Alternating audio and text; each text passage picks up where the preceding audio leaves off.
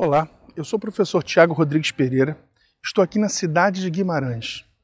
Essa é uma cidade com uma importância histórica muito grande aqui para Portugal, porque Guimarães é a cidade que é considerado o local onde nasce efetivamente o Reino de Portugal. E nessa cidade aqui, nessas muralhas do Castelo de Guimarães, ocorreram diversas batalhas essenciais justamente para a formação de Portugal.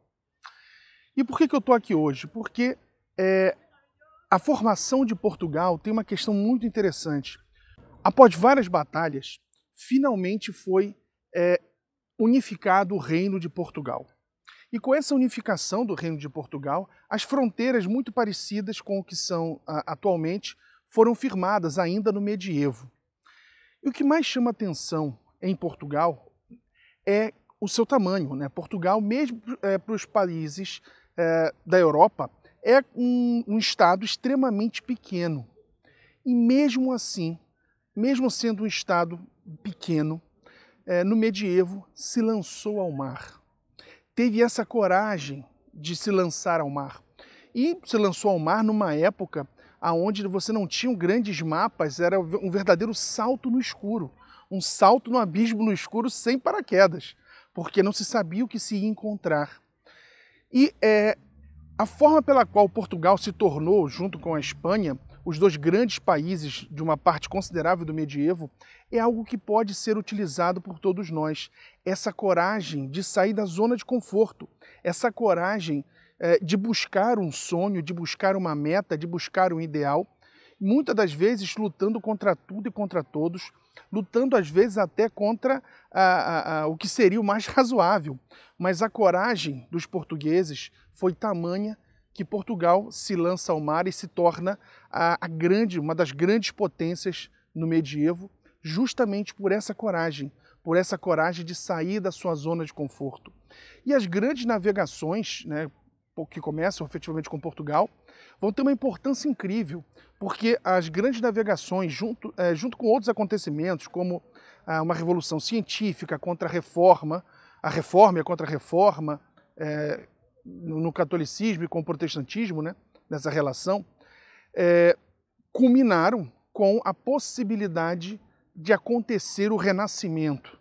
Então, as grandes navegações contribuíram demais para o desenvolvimento, para o florescer de uma nova cultura na Europa, uma cultura que não mais encontrava fronteiras, né? Uma cultura que tinha coragem de enfrentar os desafios mais complexos, mais complicados, com barcos sem grande tecnologia, se comparado, obviamente, aos tempos atuais, mas que mesmo assim os portugueses se enchiam de coragem, se enchiam de brio e iam enfrentar o mar. Então, esse é um ensinamento para a gente, para termos coragem, para termos a força de vontade para sair da nossa zona de conforto e ir atrás do nosso sonho, ir atrás do que a gente acredita ser ser o melhor para a gente, ser a nossa meta a alcançar. Então, estando aqui na cidade de Guimarães, no Castelo de Guimarães, onde Portugal efetivamente nasce, me lembra bastante essa questão da força que nós temos que buscar dentro de nós, dessa coragem de vencermos os obstáculos da vida, de vencermos as grandes dificuldades, as grandes barreiras com coragem, perseverança e persistência.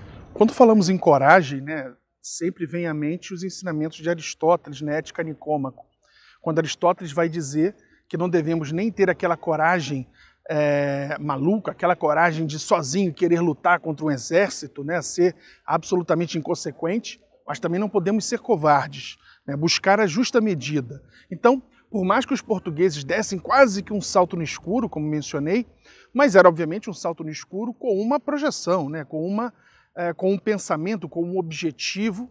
Claro, né, não se sabia o que iria encontrar, mas tinha obviamente um objetivo, tinha uma metodologia por detrás.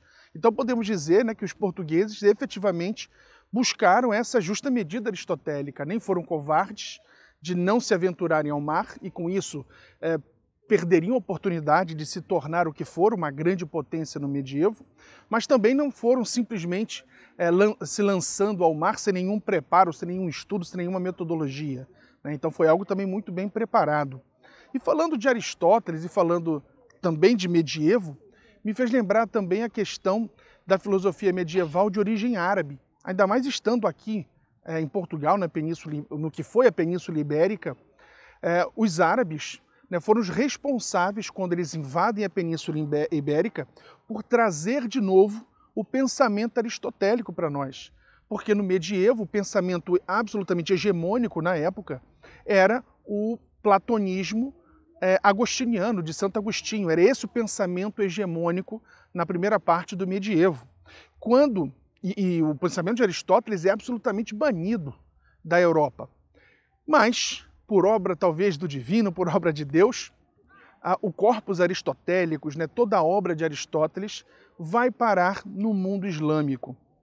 E no mundo islâmico, os filósofos, matemáticos e pensadores árabes ficaram maravilhados com Aristóteles, fizeram as suas traduções, né, do grego para o árabe, e quando os mouros invadem então a Península Ibérica, esse conhecimento da obra de Aristóteles retorna à Europa. Retorna à Europa e depois vai ser traduzido do árabe para o latim, o que vai permitir depois que São Tomás de Aquino leia a obra de Aristóteles, se encante com a obra de Aristóteles e escreva a sua grande obra, que foi a Suma Teológica, que é toda com base no pensamento aristotélico, aplicada ao pensamento cristão. Então é interessante a gente pensar e perceber como há um encadeamento nos acontecimentos históricos, como nada acontece de forma abrupta, de forma com ruptura, de forma estanque. Tudo é um encadeamento, uma superação de um pensamento pelo outro, né?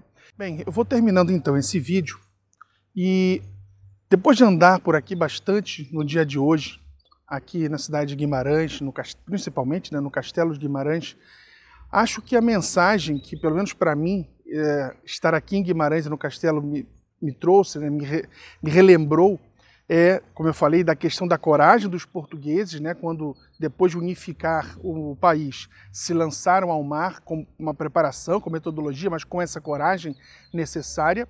E isso me trouxe a ideia de que, muitas das vezes, nós ficamos paralisados pelo medo do novo, pelo medo do desconhecido, pelo medo de sair da nossa zona de conforto.